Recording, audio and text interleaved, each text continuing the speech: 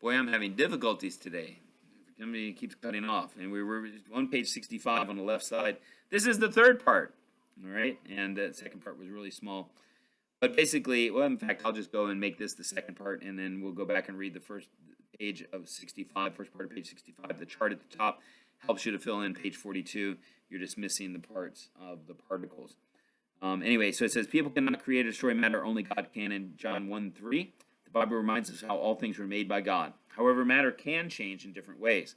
If you use a hammer to break a rock into smaller pieces, the rock changes in size, but the pieces are still rock.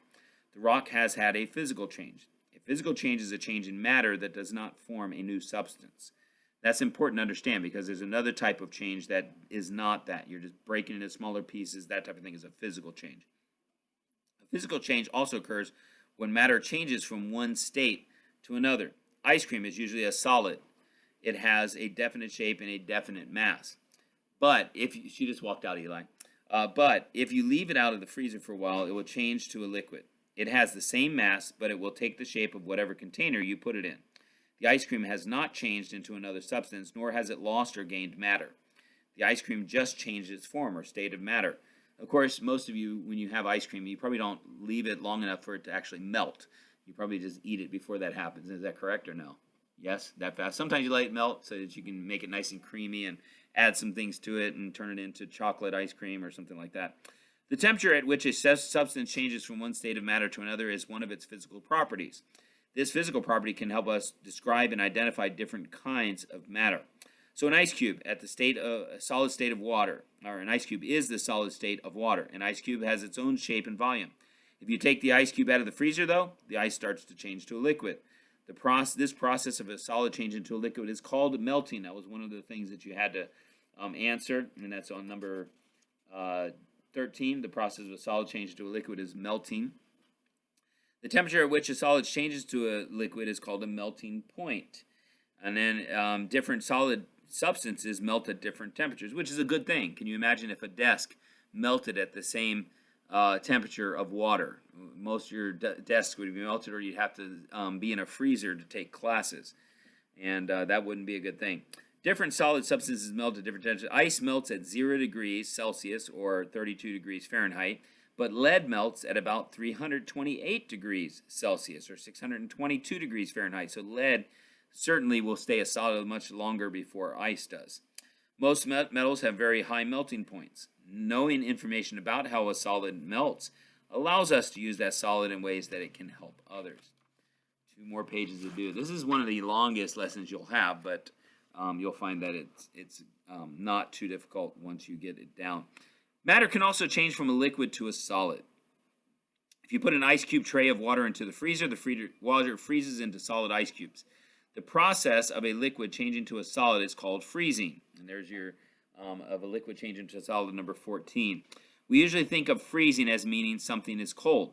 But in science, a substance does not have to be cold to be frozen.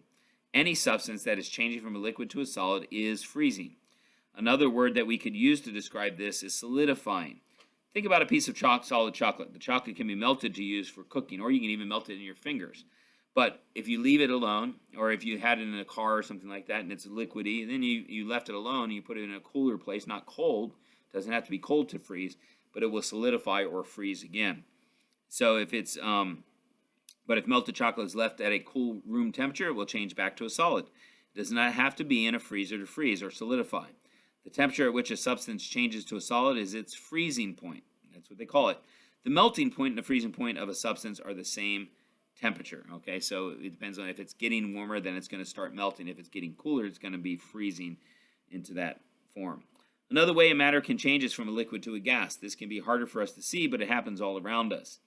The process of a liquid changing to a gas is called vaporization. So when something is being changed into a gas, vaporization is what occurs.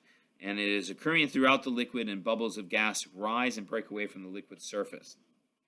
The temperature at which this occurs is often called the boiling point. Different substances have different boiling points, just as they have different melting points. Water boils at 100 degrees Celsius or 212 degrees Fahrenheit.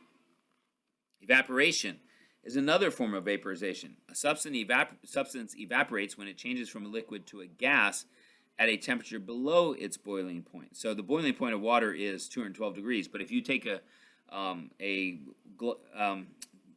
glass of water, cold water, and you leave it on the table, the air outside that is a gas will attach to the glass of water, and it will evaporate. It'll evaporate into water. And actually, this is the process they use. Evaporation is the process they use in order to condensation is the one that they use, which we'll get to in a minute here. Evaporation occurs only at the surface of a substance. You may have noticed a puddle of water that gradually dried up during the day. The water did not boil, but it changed to a gas through evaporation.